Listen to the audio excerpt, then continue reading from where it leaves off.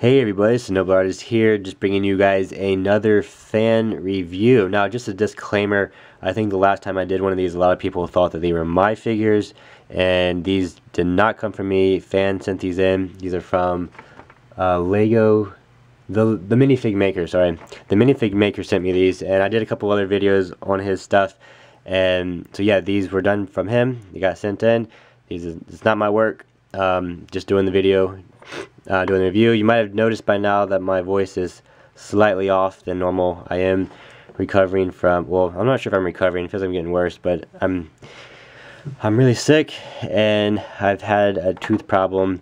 One of the nerves in my tooth started dying, and that sucks. If anyone's ever had a root canal, the pain from that, basically, yeah, it's just rough. So I want to get this video out. I've been resting most of the day, and probably not going to do anything too exciting tonight. So anyway, I'm going to go ahead and get on to this video. Also, I was working on the contest prizes. I did finish the sword. Well, technically, kind of, sort of.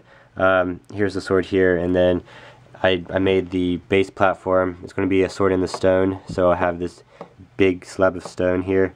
Once it's dried, I'll probably try to paint it and stuff. So I do have working on that, and yeah, that's coming along. But anyway, going to jump right into this review. I tried to look on here. I can't remember if he said that he wanted me to critique it or just review it. Some people want both, but I can't remember. And right now I have kind of getting a headache coming on, and so yeah, I'm just gonna go with it.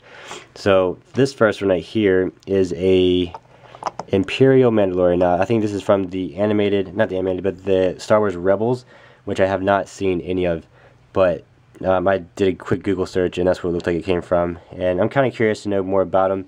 It's a really cool figure, but I don't know anything about it. I guess I don't know the story. So Mandalorians fighting Imperial Mandalorian sounds kind of cool concept, but yeah, so like all of his other figures, he is using the metal, or has some metal armor on the figure.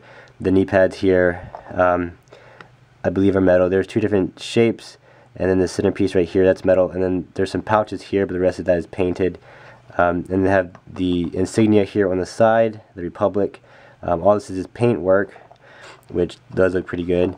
And then we have another symbol on the other side, so both are pretty much the same. This one looks whiter. I'm not sure if there's supposed to be a different color tone to either side, or if that's just how the paint came out. This little pistol, I'm not sure what this is. I think it's from something, because it already looks, it's one solid piece, so I'm not sure if this is a custom made weapon or what have you, but cool little pistol here. Mandalorians are known for their smaller weapons, so that's pretty cool. And then the backpack, I think this looks like a big piece of clay, so I'm sorry if my lighting is kind of off. I don't normally make videos at night, but I just wanted to make a video. But it doesn't come off, but it does look like some clay work. Pretty cool. Now, I do believe this figure is supposed to be battle damaged, so don't look at it and think it's ugly or there's a lot of stuff messed up with it. If it's not supposed to be battle damaged, then that would be the first critique I have, is try not to mix colors, because there's like black with the red and smudges, but I think it's supposed to be battle damaged, and it looks really good. And then of course the two antennas here on the helmet. Now, I'm not sure what helmet this is. I think it's just a normal clone or Mandalorian helmet painted up here, which is a cool idea. There's some cool visors for Mandalorians. If you do some research, you can find some pretty neat stuff. And so yeah, this piece right here wraps around. I'm not sure if that's part of the knee pad or just one of the pouches. Again, I didn't see the figure fully. I just looked at a quick picture, so I don't really have a good example to, I guess, reference for this. And then of course this pauldron over here, over the figure. I'm going to take the helmet off, so you can see that is actually, I think that might be metal that wraps around. I am, again, sorry for the camera. I have an old camera. I need to get a new one. I just can't really afford it right now. But so yeah, it's a really cool figure. This is the the Imperial Mandalorian, excuse me. So we'll set this one aside. I'll try to make it go a little bit faster, because this video is going to be pretty long if I take 5 minutes on each one. Next right here, I think this one, I've seen this. Oh, everything almost fell. My sword almost fell over, and then everything else jumped. I've seen this guy before. He's been in the comics. I've seen him in other places, but he's saying here that Admiral Thrawn is from Star Wars Rebels Season 3. But I've seen him in other places, but I'm sure he made an appearance in Star Wars Rebels. This is a cool figure. I think he did a pretty good job with the with painting on the face. Like, I haven't done too many faces. It's kind of a scary area, and did a really good job with the eyes and the eyebrows and just the face of the character. Now, I don't really know what he looks. I kind of know what he looks like, but as far as Lego transforming, it looks pretty good. He does have a belt here. I think this is the only piece that pops off that in this fabric. Now, the knee was like this when I opened it. I think whatever fabric this is got stuck to the leg because his legs were a little off, and I straightened up the leg and this piece came down with it. So I think that was just I'm not sure if it was fully dried, and when you put the leg up, it just dried to it. So then when you lowered the leg, it just pulled it because it is connected to it. So that is a little hiccup right there. But the rest of this is really cool. It's got the fabric going around there to show that he has that, I guess, showing that he has clothes on, or just some more texture to it. Standard little pistol right here, and then painting the hands. This blue color is really cool. Painting hands is really hard because it scratches off really easy, unless you actually have the Lego color of the hand. Then it's pretty tricky. And this hair looks custom made too, which is really cool. I don't think it's a wig. Oh, I've been fooled. It is a wig. And then that's a blue face, but still really cool. It didn't look like a wig, so kudos for that. And then all the details just painted on here. Got the arm detail. I'm not sure what kind of brushes you use, but try to use a thinner amount of paint. Apple barrel paint is okay to use for a lot of these things. I noticed that some apple barrel colors, like especially white, when it dries, if you put on too thick, it dries and starts cracking, and it just looks really bad. Like, if you've seen someone who has way too much makeup on and you can tell like instantly like it's just caked on there, white can do that. And not to say that it's here on the back of this figure, but I can just tell that right here white doesn't really you can see all the lines and stuff from the paint, and that's simply just because there might be too much here and it's starting to crack on this side right here. So if you know what you're painting is going to be, or if you're confident what you're painting, you can try using Testors paint. Testors is a really smooth paint, and it doesn't give you that, it's going to be really, what's the word I'm looking for? It's going to be like, I don't know, it's just smooth. It's not going to dry lumpy because it's more of a, it's more liquidy, so it's not going to bunch up, and when it dries, depending on what kind you get, it's like a matte finish, and it just gives it a different look. But it is like more permanent because it's model paint. So try giving that a go if you know what you're painting, or if you have confidence, because sometimes I don't feel confident about painting certain things with it because you only get one shot, and I don't want to mess up my pieces. Moving on, I believe this is that's 5. This is Kix. Kix is the medic. I never made a Kix, which I wanted to. I think I still might do that, but this is all hand painted. I do see some armor. The knee pads are armor. The shoulder pads are armor, and again, kind of the same thing with this one. You got the markings are where there should be, are the details of where everything is on the figure. It's just painting. I know it is really tricky to get onto the chest and get in certain areas with the paint, especially when you paint along the legs. I tend to try to scoot them back, and then I sand down this part of the leg, so when he comes back over, the paint doesn't scratch off because it is recessed enough so the paint will stay on the figure. So that's when you get that right there. Also, when you put commas on these right here around them, then their legs can't really bend back, and they're more of just a stationary piece. It's like a piece of art. You're not really going to bend it back like that because you kind of just, you know, it's for looking at for display. So that's one thing I would do with this one. Again, with the paint, I mean, the helmet looks really good as far as where everything should be, but this paint right here, it is, I think you're using apple barrel. I could be wrong, but you can tell when you have too much. I wish I had more light in here. When you have too much paint, I guess it's kind of for everybody, and I've been here too, but I don't know if it's going to focus. Too much paint, it is going to start to crack, and you can see, you're not gonna be able to see it. My camera's not gonna focus. But I'll make a video and I'll touch up on this. But when you do use too much paint, it does tend to run and crack, and you get these lines in it, and it's just like the layers of paint, because there's so much of it, they just don't dry properly, and you can see little imperfections in it. But I mean, you did a good job painting. You got it where it needed to be. It was just too much paint. But it's a cool figure. I definitely know what it is. It's not like you butchered it and you can't tell. This is it's a cool fig. Also got this backpack right here. Really cool. So yeah, it is tricky when you mainly paint. I use a lot of armor and pieces on my figures. So when you have pieces, even painting on metal, you can still run across that problem of the paint looking too bumpy and rough, and that happens with any material or any surface you paint on. If you paint it too much, and it doesn't even have to be white, it can do that with any apple barrel colors. But when you do stuff with I guess with the Tester's paint, it's a little more permanent. Let's see if I have an example for Tester's paint. Like here I have the gold here, and this right here, this white, I believe is also Tester's. I've used a lot of Tester's on mine, on my figures, just because I've done it a lot, and I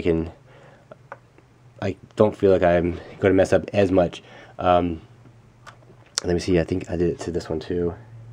Yeah, this First Order figure, right here, that I did use the Tester's paint for him, and you can see how, again, my camera isn't focusing, but you can see how it's smooth on there.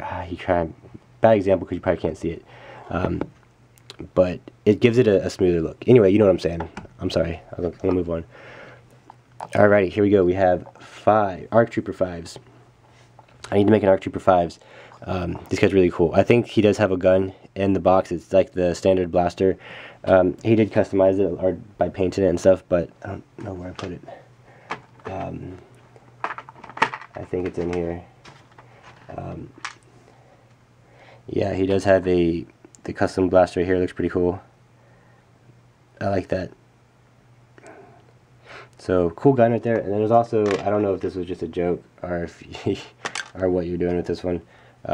Here's a pink one. I don't know if he has a pink gun in the show, but there's a pink variation of it. So 5s here. So we have the appears to be metal knee pads, and then this here, the comma. I don't know if that's fabric yet, or it's either fabric or some kind of paper material, which works pretty good. My brother used to use paper. I just use fabric just because I try to make stuff really realistic, and knowing that in real life it would be fabric, I tried to use fabric. Even if you can get a better look from a different material, it's like I want it to be more authentic, so it's like a miniature scale of what it actually would be with the same material. But not to say this looks bad, it's just a different, it's I guess a preference, I guess. Wrapped all the way around. These lines are a little bit tricky to paint. One thing I suggest, if you are painting these lines, and say it looks like you painted the blue first, and then the gray, when you're painting it, it kind of, you know, overlapped or wasn't the straightest lines. For one, your paintbrush might be too big.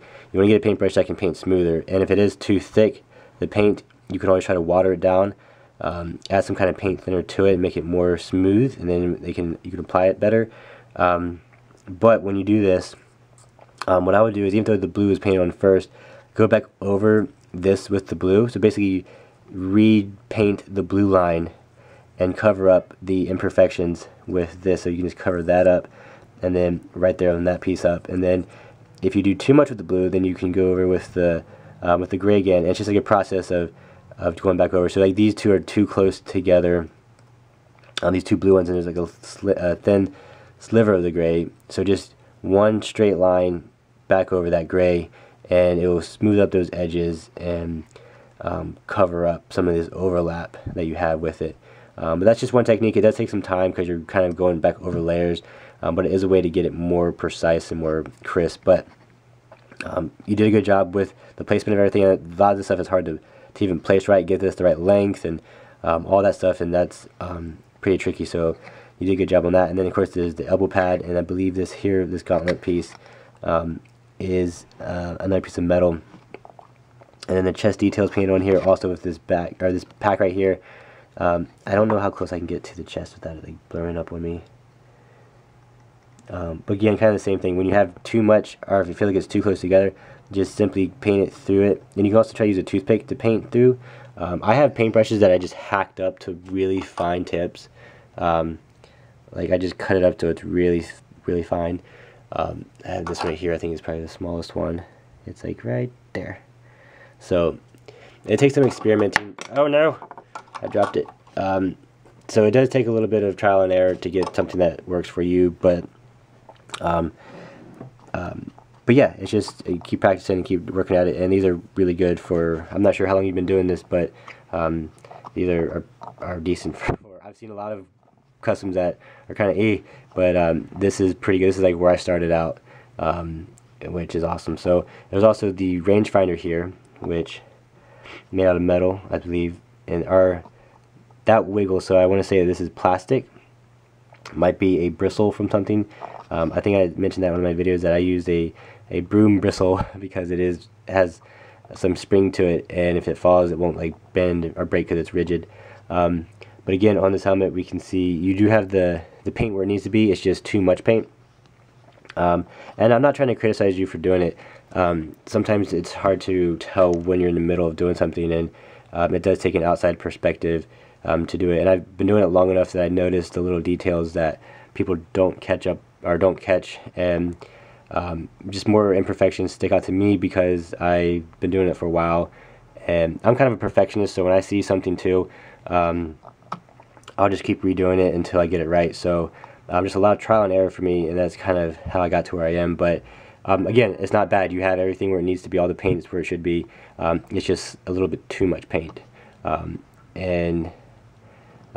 But yeah, it does look really good. This is his helmet. These helmets are tricky. I tried to do one of these, and it took me a couple tries, and I'm not gonna lie, it wasn't the easiest thing for me either. And then here's the face. Got a cool little goatee right there. It's really awesome. And then the 5s on his side. Hey, you did something I never do. I don't do the faces, so kudos for that. And then also there's I believe there's a neck guard on here, which a lot of people don't do. I started doing it just because I wanted every piece that they actually had, and they have neck guards, and I was the first one to do it, and I think it really adds to the character. And also it brings up the helmet a little bit higher off the shoulders, so you can work better putting pauldrons and stuff on the shoulders. So really cool technique. Also, I like the color scheme with this pauldron. I haven't actually seen ARC Trooper 5s in a while, so it's cool to see another one, and I might try to make one, put that on my list. I do have some other stuff that I want to get done first, but I will definitely put him on the list. So ending this off with another Mandalorian, probably one of my favorite Star Wars genres, or not really genre, but category, is the Mandalorian. I love Mandalorians. As you can tell, my thumbnail is one of my custom Jango Fett's, and it just, I mean, I made it a while ago, and I haven't really made a Mandalorian in quite some time, but they are by far one of my favorites. And this one, I think you just marked it as a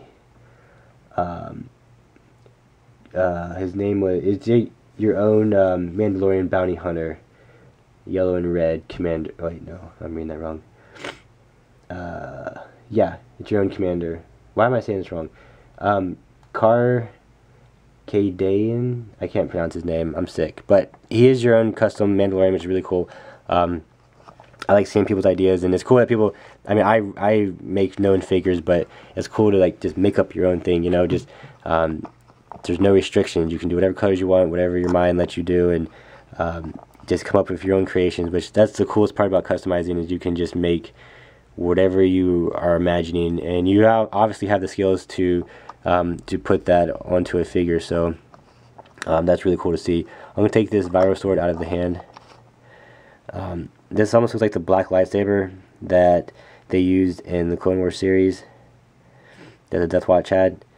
Vizsla had one, and I'm not sure if that's what you're supposed to go. If that's what you're going for with this, but that is what this weapon looks like to me. Set it over there. Now this figure, he does have some metal pieces or some armor pieces on the arms. It appears that everything from the chest down is merely painted on, which looks pretty cool. I don't know what body. Oh, use the regular Mandalorian body. With these feet, I don't know what these feet are from, because these silver pieces right here are printed on. So the legs are from something else, but this is a Mandalorian torso. And you just colored the. I can't. Sorry, I'm holding up and you can't see it.